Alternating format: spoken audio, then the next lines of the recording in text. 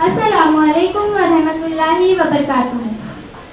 आज की डिबेट का टॉपिक है नौजवानों का मुस्तकबिल महफूज है या खतरे में। इस बारे में मेरा मानना तो ये है कि हिंदुस्तानी युवाओं का फ्यूचर बिल्कुल सेफ और सिक्योर है। क्यों अरीबा, आपका क्या ख्याल है? हाँ, मैं आपकी राय से 100% मुत्तफिक हूँ। इंटरनेट और टेक्नोलॉजी के इस दौर में हमारे नौजवानों के लिए अपॉर्चुनिटीज के बेशुमार दरवाजे खुल चुके हैं। स्किल इंडिया और डिजिटल इंडिया जैसे एग्जाम के जरिए आज के स्टूडेंट्स सिर्फ ट्रेडिशनल एजुकेशन तक महदूद नहीं है, बल्कि वो AI, कोडिंग और स्टार्टअप के जरिए इंडिपेंडेंट बन रहे हैं। आए दिन हुकूमत और तालीमी इदारे नौजवानों को आगे बढ़ाने के लिए नए नए प्लेटफॉर्म फराहम कर रहे हैं। इसलिए ये कहना कि नौजवानों को मुस्तकिल खतरे में है, मैं साफ लफ्जों में इसकी वजाहत करूँ। बर्बाद गुलिस्ता करने को बस एक ही उल्लू काफी था। बर्बाद गुलिस्ता करने को बस एक ही उल्लू काफी था। हर शाख पे उल्लू बैठा है, अंजामे गुलिस्ता क्या होगा। मुअज़्ज़ज़ सामईन, अभी अभी आपने मेरे काबिल दोस्त से खुशफहमी पर मबनी कुछ बातें सुनी होगी। मैं इनकी गलत फहमी को दूर करना चाहती हूँ। गूगल के मुताबिक हिंदुस्तान में 93% नौजवान करियर ऑप्शन के तौर पर 4 फील्ड में जाना पसंद करते हैं। नंबर 1 इंजीनियर बनना, नंबर 2 डॉक्टर बनना, नंबर 3 MBA करना, नंबर 4 गवर्नमेंट जॉब हासिल करना। जिन अपॉर्चुनिटीज की बात मेरी काबिल दोस्त ने की है वो सिर्फ 7% लोगों के लिए है। तो मैं अपनी दोस्त से पूछना चाहती हूँ कि इस लिहाज से 93% नौजवानों का फ्यूचर खतरे में हुआ या नहीं? अरे, अगर 93% नौजवान इंजीनियरिंग, डॉक्टरिंग, MBA और गवर्नमेंट जॉब्स की तरफ जा रहे हैं तो इससे इनका मुस्तकबिल खतरे में कैसे होगा? इसका जवाब आपको मैं देती हूँ। आपको मालूम होगा कि अगर कोई स्टूडेंट इंजीनियर बनना चाहे तो उसे JEE, अगर डॉक्टर बनना चाहे तो NEET, इसी तरह MBA के लिए CAT और गवर्नमेंट जॉब के लिए UPSC और SSC जैसे इम्तिहानों को क्वालिफाई करना पड़ता है। इंडिया में हर साल तकरीबन 22 लाख स्टूडेंट्स NEET के लिए फॉर्म भरते हैं, लेकिन गवर्नमेंट सीट कितनी अवेलेबल है?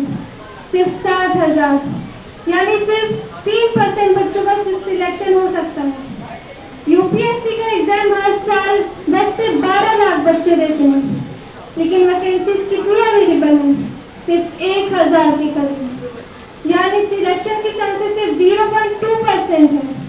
इसके बावजूद इन इम्तिहानात की तैयारी के लिए लाखों स्टूडेंट्स अपनी जिंदगी के कई साल लगा देते हैं। उनके वालिदैन अपना घर, खेत और ज़राअत बेचकर बल्कि लोन लेकर उन्हें उम्मीद के साथ पढ़ाते हैं कि हमारा बच्चा सेटल हो जाए तो हम बाकी जिंदगी सुकून से गुजारेंगे। लेकिन होता क्या है, एग्जाम वाले दिन न्यूज आती है नीट का पेपर लीक हो गया।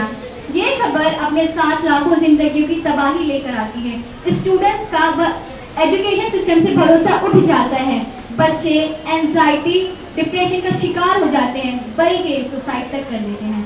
पिछले 10-12 सालों में 100 से ज्यादा कॉम्पिटिटिव एग्जाम के पेपर लीक हो चुके हैं। इसी साल नीट का पेपर लीक होने की वजह से 20 स्टूडेंट ने खुदकुशी कर ली। स्टूडेंट मुल्क भर में प्रोटेस्ट कर रहे हैं। क्या ये हमारे एजुकेशन सिस्टम का फेलियर नहीं है? क्या यही है नौजवानों का सिक्योर फ्यूचर? आपकी बात अपनी जगह ठीक है, लेकिन ये देखिए गूगल क्या कहता है। गूगल के मुताबिक इंडिया के यूथ का लिटरेसी रेट 97% है। क्या ये कोई मामूली बात है? नौजवानों का एजुकेटेड होना इस बात की दलील है कि उनका फ्यूचर सिक्योर है। वाह भाई वाह, क्या कमाल की बात कह दी आपने। मेरी काबिल दोस्त के लिए एक बार जोरदार तालियां होनी चाहिए।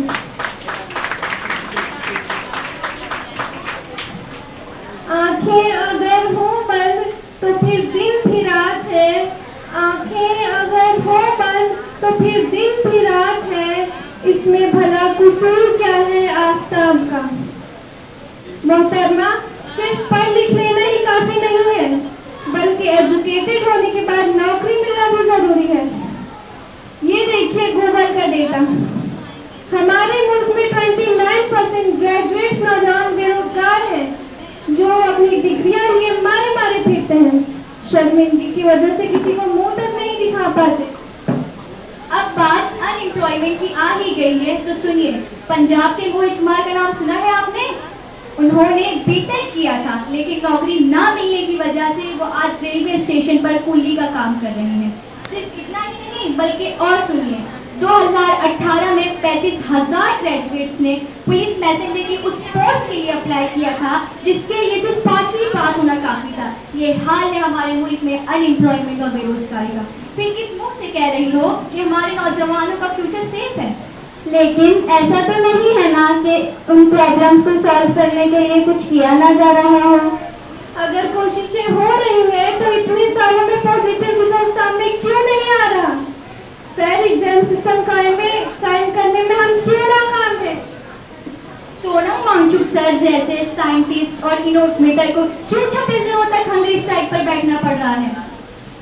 जब सिस्टम चलाने वाले इस बात को जानते हैं कि हर साल लाखों करोड़ों स्टूडेंट्स इन कॉम्पिटिटिव एग्जाम्स की तैयारी करते हैं, तो गवर्नमेंट फीस को इंक्रीज करने पर खुसूसी तवज्जो क्यों नहीं दी जा रही?